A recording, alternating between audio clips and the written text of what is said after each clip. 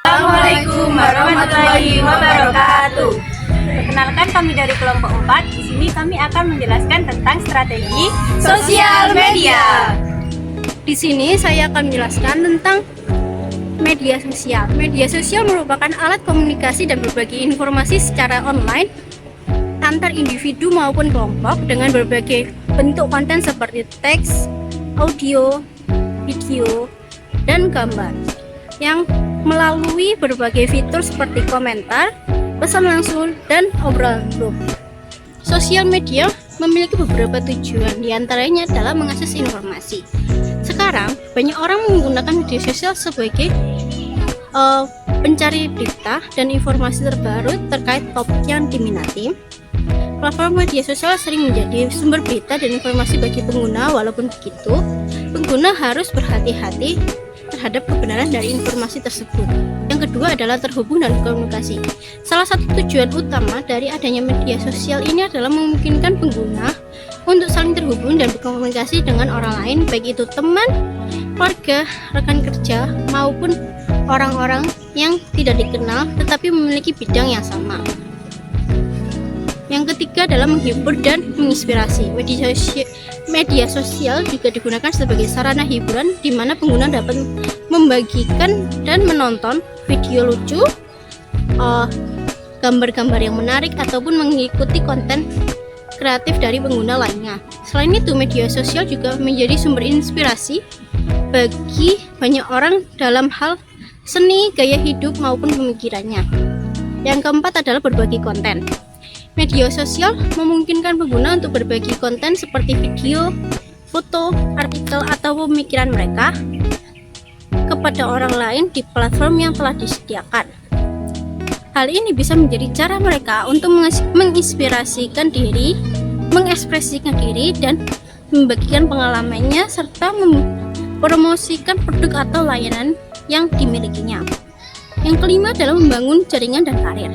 Bagi seorang profesional, media sosial sering digunakan sebagai alat pembangunan jaringan profesional yang dimana dapat membangun peluang karir dan berbagai konten terkait industri atau pekerjaan mereka.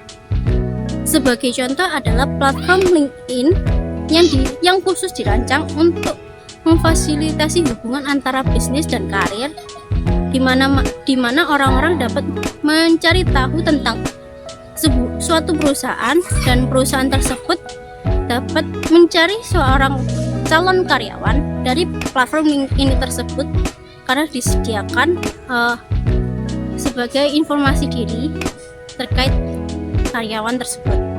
Yang terakhir adalah pemasaran dan promosi. Sekarang banyak bisnis yang menggunakan sosial media sebagai alat pemasaran dan promosi untuk memperluas jangkauan mereka dan meningkatkan kesadaran merek terhadap konsumen.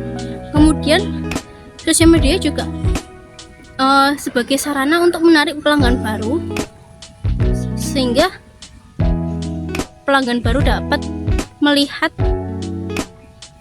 produk yang dipasarkan tersebut. Selanjutnya, saya akan menjelaskan tentang pemilihan platform yang sesuai target audiens. Yang pertama ada platform YouTube. YouTube cocok untuk konten video yang menarik, baik untuk berbagai demografi, terutama generasi milenial dan generasi Z. Yang kedua ada platform Pinterest. Pinterest baik untuk produk visual seperti fashion, dekorasi rumah, dan resep masakan. Nah, Pinterest sendiri seringkali menarik minat kaum wanita. Yang ketiga ada platform Twitter.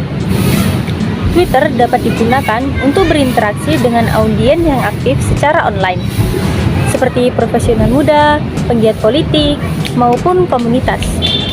Misalnya saja komunitas K-pop yang saat ini sudah ada banyak.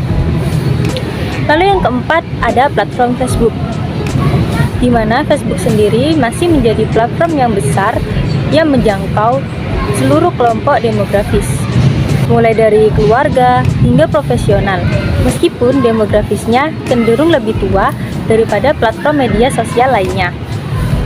Nah, maka dari itu penting untuk melakukan riset pasar dan memahami kebiasaan online dari audiens untuk memastikan pilihan platform yang tepat. Nah, di dalam sosial media kita pasti nggak asing dengan kata engagement. Engagement itu apa sih? Engagement sendiri merupakan interaksi dan aktivitas yang dilakukan oleh pengguna terhadap konten yang diposting oleh suatu akun di sosial media. Keterlibatan pengguna sosial media dapat dilihat melalui jumlah penonton, like, komen, dan follow. Engagement sendiri merupakan aspek penting untuk melihat seberapa banyak sih audiens yang terlibat dan berinteraksi langsung dengan konten yang telah diposting. Agar konten sosial media mendapatkan engagement untuk suatu tujuan tertentu, seperti untuk memasarkan suatu produk, perlu dilakukan beberapa strategi. Strateginya yaitu, nah, ini adalah beberapa strategi yang dapat kita terapkan untuk meningkatkan engagement di sosial media. Yang pertama, membuat konten yang relevan. Dalam membuat konten, mestinya harus sesuai dengan target audiens. Seperti contoh, suatu brand menjual alat kecantikan. Yang dapat dilakukan brand tersebut ialah membuat konten yang relevan sesuai dengan target pasar, seperti contoh, membuat tutorial, membuat video tips and trick, atau membuat video review. Yang kedua, harus konsisten dalam memposting konten. Untuk memaksimalkan pemasaran di konten sosial media, kita harus memposting konten secara rutin agar brand kita dapat diingat dan dapat pelan-pelan meningkatkan engagement dari pelanggan. Yang ketiga, harus berkolaborasi.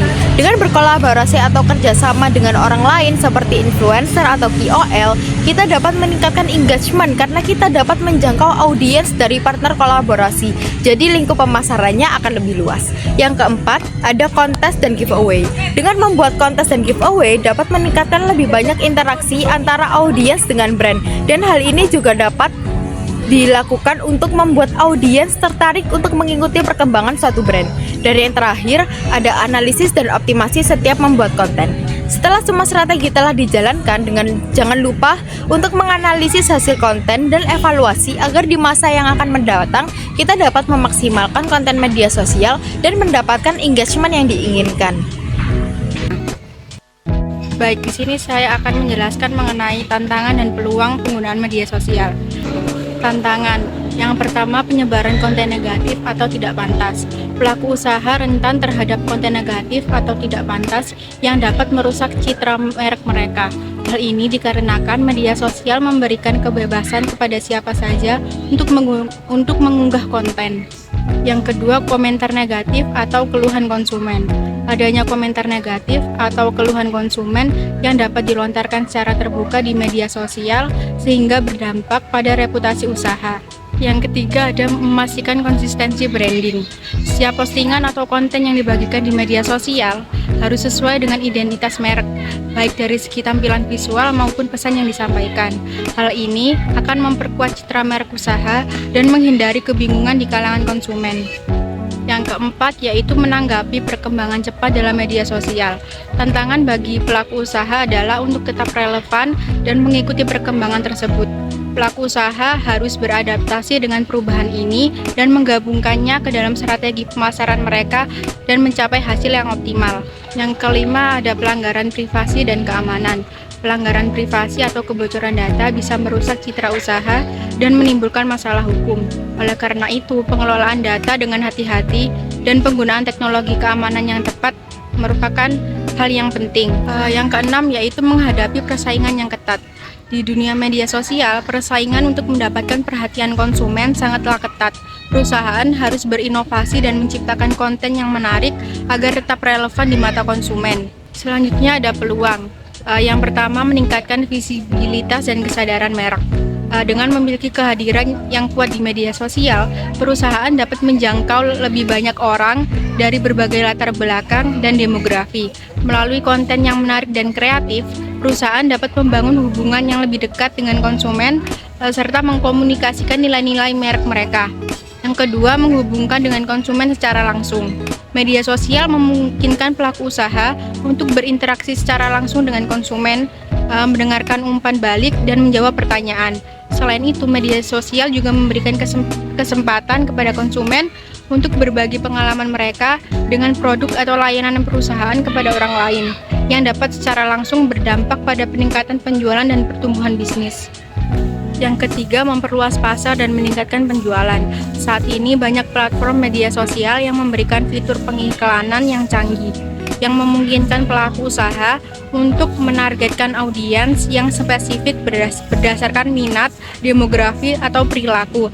Hal ini memperbesar peluang penjualan dan dapat meningkatkan konversi dari prospek menjadi pelanggan. Yang keempat, membangun hubungan yang lebih dekat dengan konsumen.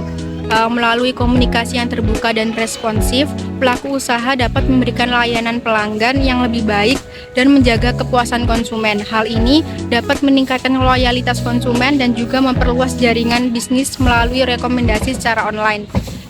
Yang kelima, memantau perilaku konsumen dan tren pasar.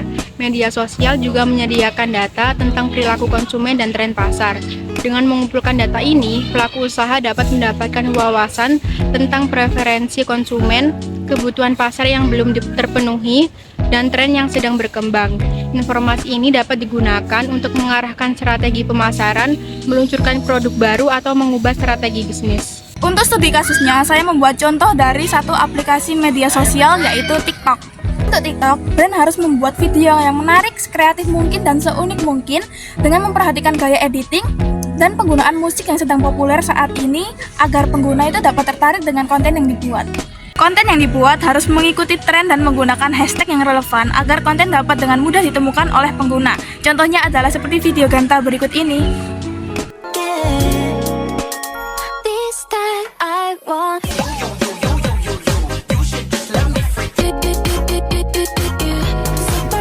Seperti biasa, aku sedang menggunakan masker Classic Skintific yang gampang banget dipakai ini ya. Selain meredakan iritasi dan kemerahan, jerawat-jerawat juga bisa hilang. Tuh, jadi tampan tak tertandingi kan? Lalu jangan lupa juga untuk berinteraksi dengan pengguna lain seperti membalas komentar, memberikan likes, dan juga berkolaborasi dengan pengguna lain karena hal ini dapat memperluas jangkauan konten. Yang terakhir dan yang terpenting adalah konsistensi posting karena konsistensi adalah kunci keberhasilan konten kalian di TikTok. Misalnya dalam satu hari harus memposting satu video atau dalam satu minggu harus memposting beberapa video karena hal ini dapat membantu membangun kehadiran brand di platform dan juga membuat pengikut merasa terhubung secara teratur. Sekian dari kami, semoga apa yang kami sampaikan dapat bermanfaat. Apabila ada kesalahan kata mohon dimaafkan. Wassalamualaikum warahmatullahi wabarakatuh.